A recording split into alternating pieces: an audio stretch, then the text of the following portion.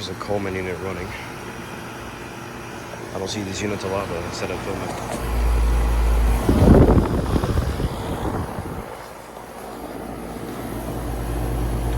2009 two-ton. There's the carrier century unit.